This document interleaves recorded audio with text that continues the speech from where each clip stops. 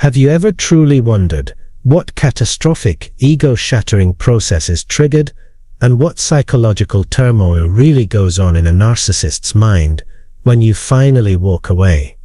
You see the performance, the elaborate theatrical display they put on for the world and for themselves. They might act like they literally don't care at all, creating a meticulous digital façade where they post incessantly about how deliriously happy, how suddenly fulfilled, and how unbelievably free they are without you. Or they might even go to the extreme length of pretending that you, the person who once occupied the most significant space in their emotional universe, never even mattered or existed in the first place. This denial is not a sign of recovery. It's a desperate attempt at maintaining a fiction. It is the elaborate lie they have to tell themselves and everyone else to keep their crumbling world from fully imploding. But here, right here, is the raw, unflinching, and often hidden truth that underlies all the posturing, the bragging, and the manufactured indifference.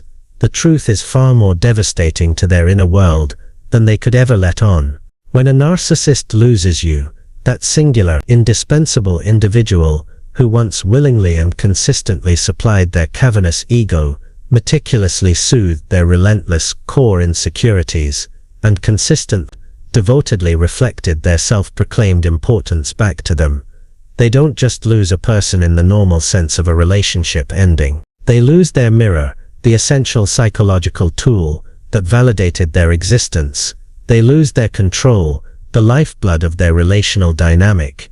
And most existentially, they lose their power, which they believed was absolute and permanent. And that loss, that profound and inescapable vacuum that forms where you once stood, doesn't just sting like a normal breakup might.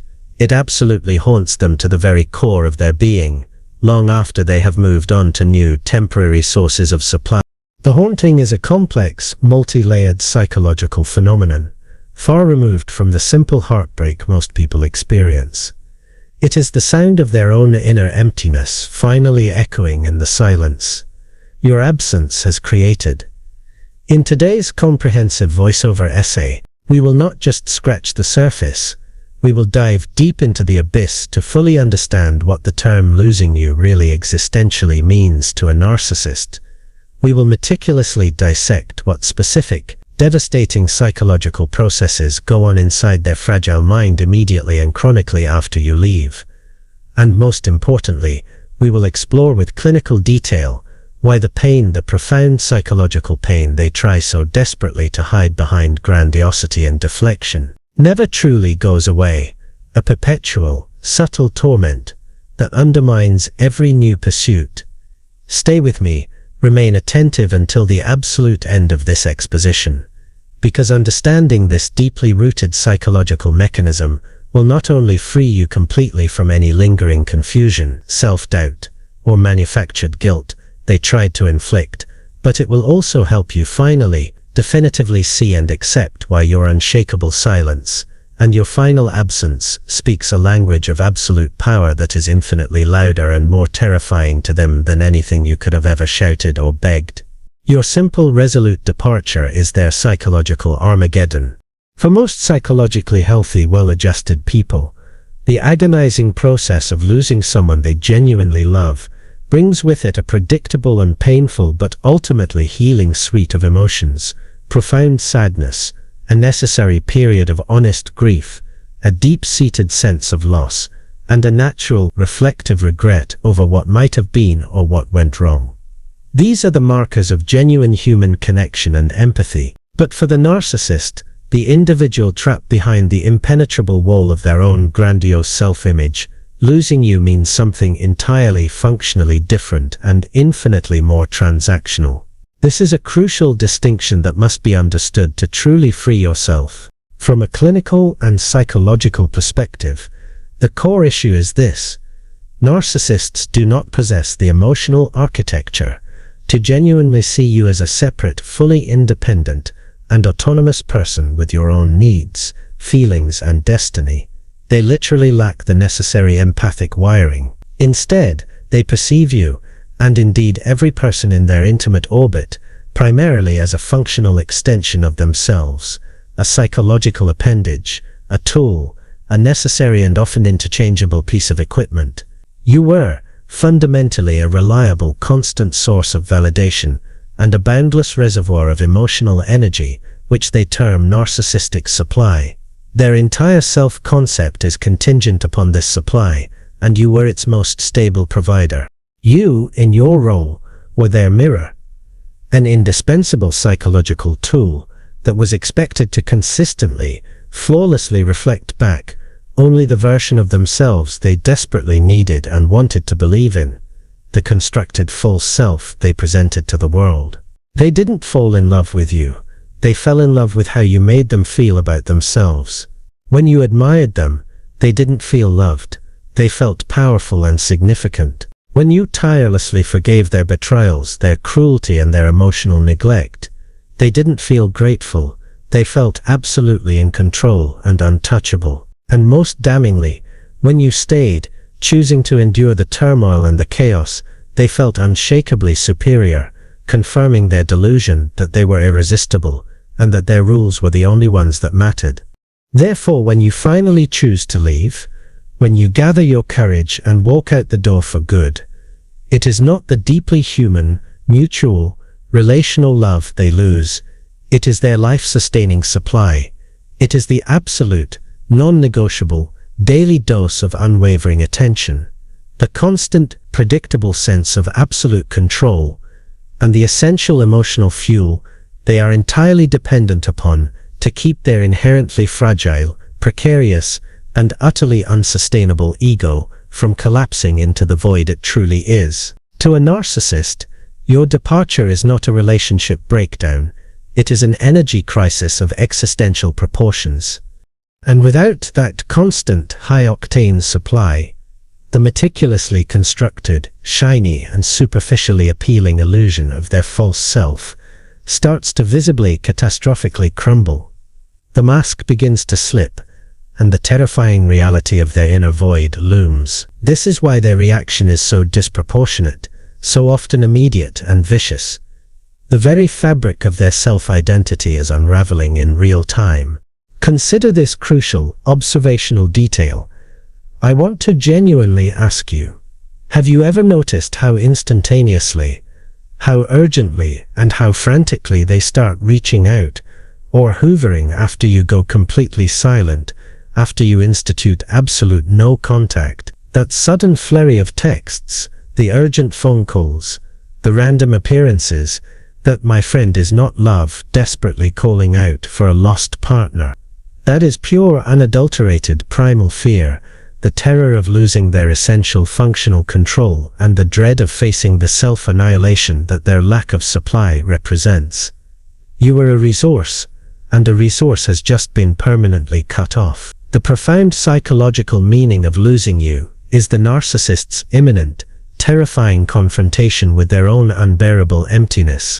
When the critical mass of the situation finally forces the narcissist to realize, with a sudden sickening clarity, that you're genuinely gone, that your departure is not a temporary tantrum or a negotiable threat, but a definitive, resolute action, their deeply insecure, highly defensive mind instantly goes into a state of catastrophic overdrive.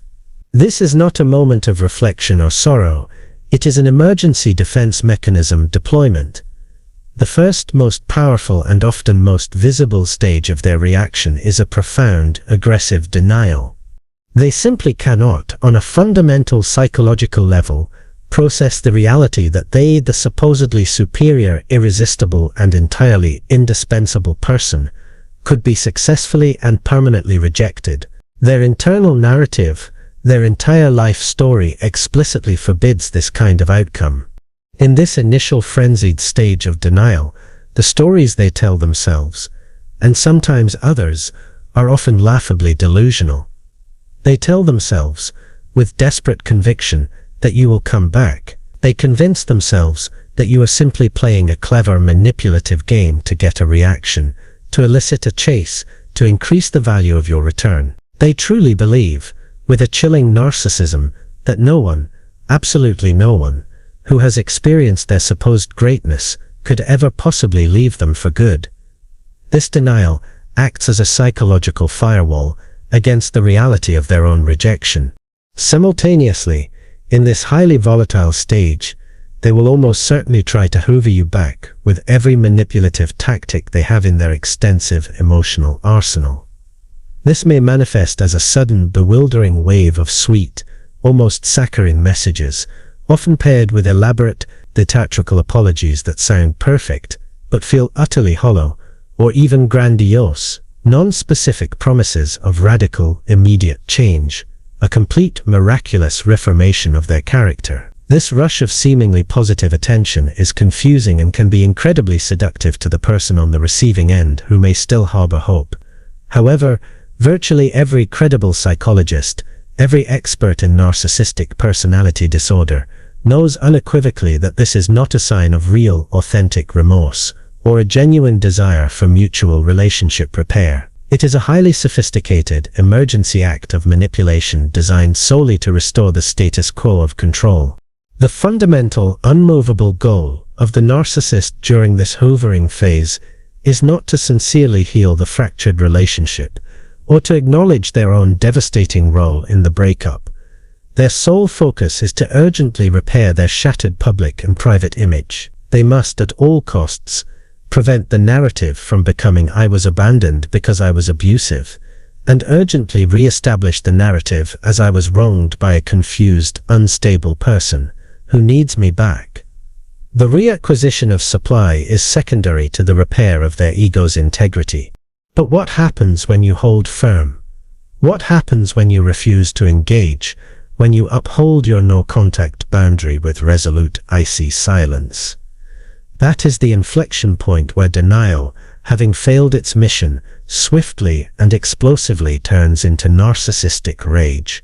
This is a terrifying primal and often vindictive fury.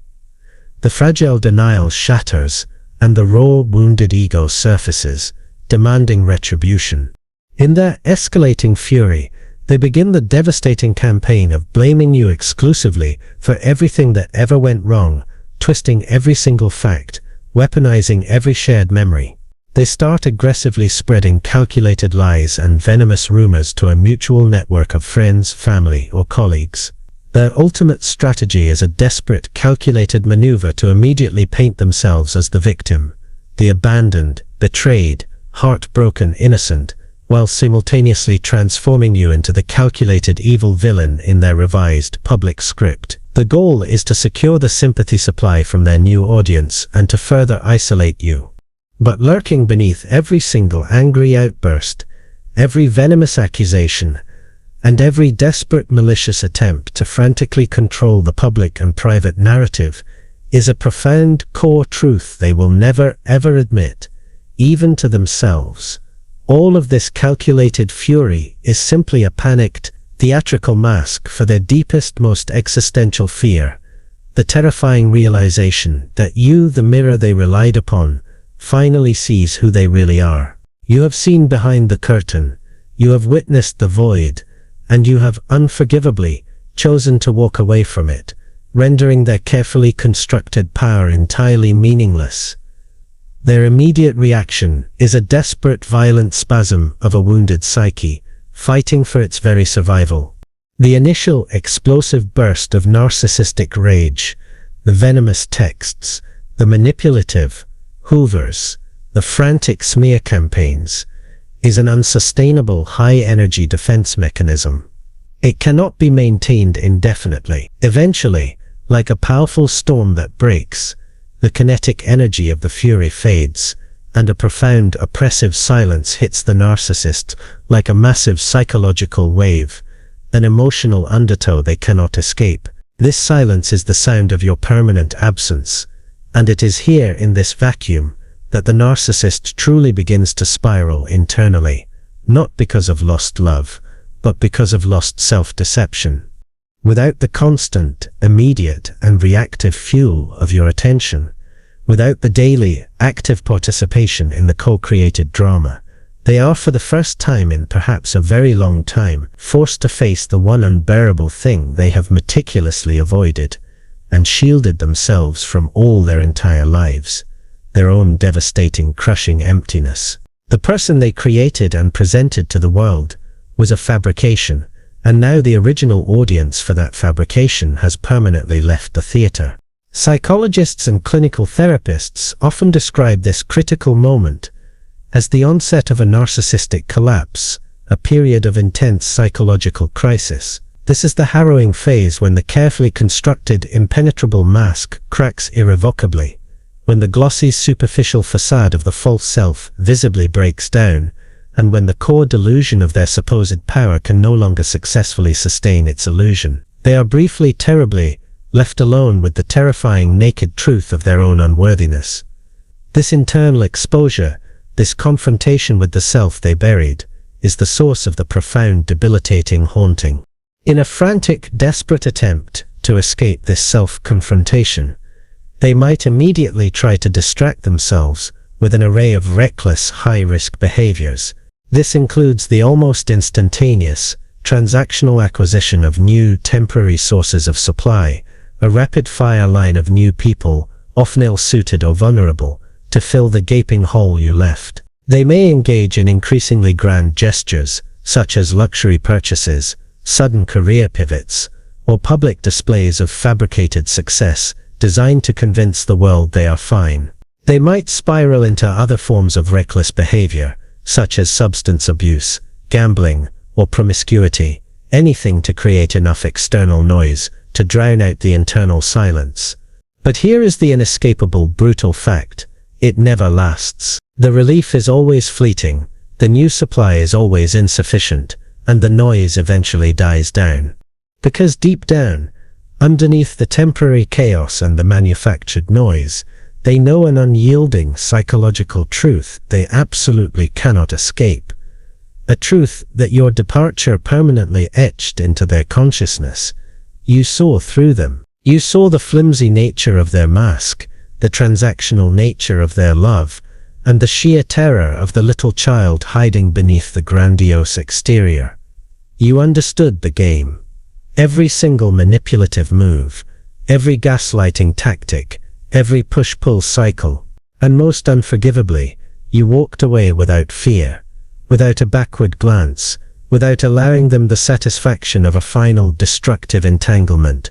And that sudden, profound, and utterly non-negotiable realization, the understanding that their magic trick failed on its most important audience member, is precisely what fundamentally haunts them. They don't linger on your memory because they suddenly miss you as a complex, whole, unique person, with shared memories and inside jokes. They are haunted because losing you means permanently losing the perfect, faultless reflection that was essential, that was life-sustaining, that kept their terrifyingly fragile ego alive and operational. You were a necessary tool, and you have chosen a higher purpose, leaving the machinist to face a broken machine. This is the unbearable weight of their own self-awareness, forced upon them by your resolute departure. Here is the essential, often missed piece of the psychological puzzle, the part that gives you back your true peace and power. Most people believe that a narcissist, given enough time and a new partner, eventually and fully moves on, just as a normal person might. But the terrifying, liberating truth is that narcissists never truly move on in the healthy, integrated sense of the word. They simply cannot. Their psychological structure prevents it. They will certainly and predictably replace you quickly. Their emotional survival depends upon it.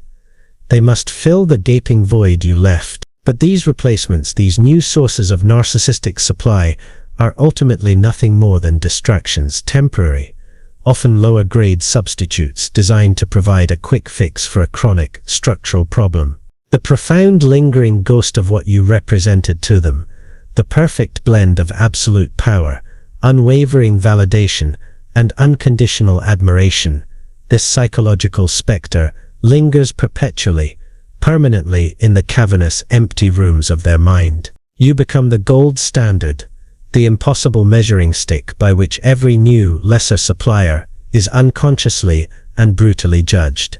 Each and every new relationship they hastily enter becomes a futile, repeated and frantic attempt to magically recreate the emotional charge and functional utility they lost when you walked away. They search frantically for your specific brand of admiration, your depth of empathy, your commitment to their well-being, but they are looking for a masterpiece in a factory line of copies. The tragedy for them is that no one, not a single person, ever manages to mirror them with the same flawless, devoted precision and consistency that you once did. No one else is able to consistently give them the same potent, intoxicating, and high-quality emotional charge that your unique connection provided. So, instead of engaging in the painful but necessary work of self-reflection, healing, and genuine personal growth, which is fundamentally impossible for a true narcissist, they are doomed to relentlessly repeat the same toxic patterns. They try to force the square peg of a new person into the round hole of their old dynamic, desperately attempting to fill an internal core void that simply cannot be filled by any external relationship, person, or achievement. The void is structural, not relational. And in this endless, Sisyphean struggle of repetition and replacement, the haunting grows stronger and more acute, with every failed attempt to find a true equal substitute. The new relationships remind them not of new love, but of your superior supply. You, in their mind, become the ultimate, paradoxical figure.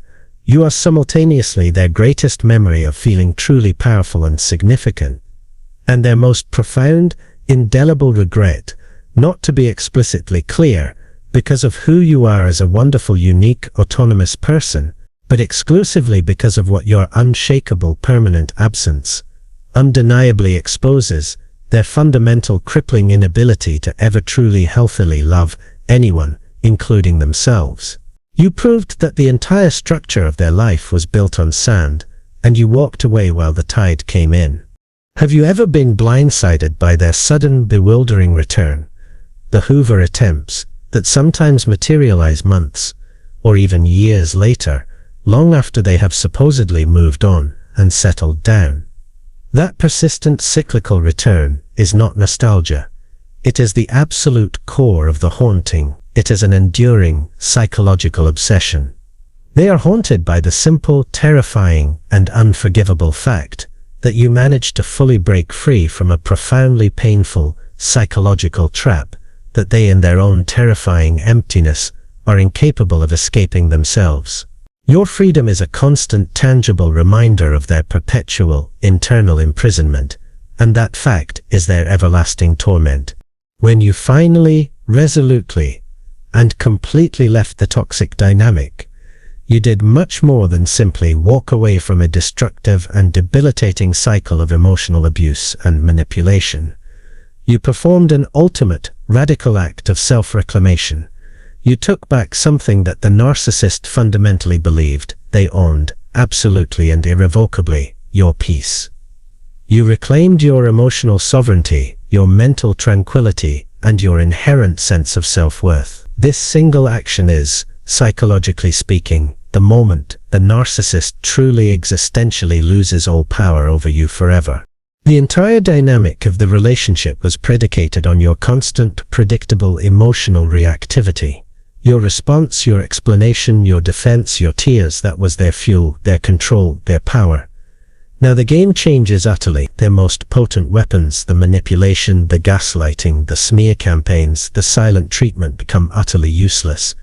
Because you no longer react, you no longer feel the burning, urgent need to explain your perfectly valid reasons for leaving. Crucially, you no longer feed their insatiable ego with the precious, vital supply of your attention, your despair, or your attempts to reason with the unreasonable. You have become emotionally independent, and that is their existential nightmare. The most terrifying, paralyzing reality for the narcissist is your utter, unshakable emotional independence. Your lack of reaction is a psychological force field they cannot penetrate. They suddenly realize that they cannot move you, they cannot hurt you, at least not in the deep, consuming way they need to feel powerful, and they cannot bring you back into their orbit merely by snapping their fingers. The silence from your end is a deafening declaration of your complete disinterest in their drama, their life, and their very existence. This is precisely why they frame losing you as the highest form of betrayal. This terminology is a profound psychological projection. They believe you betrayed the unspoken, unwritten, narcissistic contract, which stated that your primary purpose in life was to serve their needs and reflect their grandiosity. They feel betrayed because you prioritized your own sanity and well-being over their pathological requirements. That is their definition of treachery. Furthermore, this is why they are forced to frantically and completely rewrite the entire shared story to meticulously ensure you are framed as the singular, irredeemable villain. Their fragile ego cannot withstand the truth that they drove you away. The narrative must be that you are cruel, unstable, ungrateful, or selfish. The public and private rewriting of history is a desperate, fundamental act of self-preservation. But the ultimate truth they are trying to bury deep down is this: your profound, unbroken silence is the unassailable, final proof that their control is gone forever. The moment you stopped engaging, you permanently severed the tether of power. You did not just break up with them. You dismantled their power source and threw the core operating manual into the fire. So, when they inevitably, dramatically, and often publicly utter the venomous, ego-driven line, "You'll regret leaving me," you must remember the psychological translation.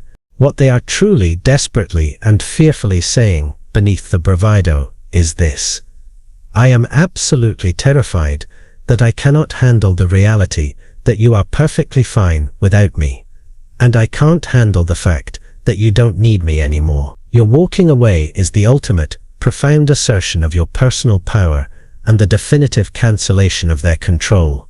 We have journeyed deep into the darkest, most carefully guarded corners of the narcissistic psyche, meticulously dissecting the true catastrophic meaning of your departure. So let's bring the psychological understanding full circle, crystallizing the absolute truth. What do narcissists really mean when they finally acknowledge in their own transactional language that they've lost you? They do not mourn the authentic, mutual love that was never truly present in the first place. They mourn the control and the psychological dominance they exerted over your life. They do not grieve the genuine human connection that they were incapable of forming. They grieve the essential supply that you reliably and constantly provided to stabilize their fragile ego structure. And they do not miss you, the autonomous, unique, and wonderful person. They miss the perfect, flawless reflection of themselves they were once able to reliably see, gazing back from the depth of your eyes. But here is the final, ultimate and liberating truth that will anchor your freedom, the profound realization they will perpetually, pathologically, never understand.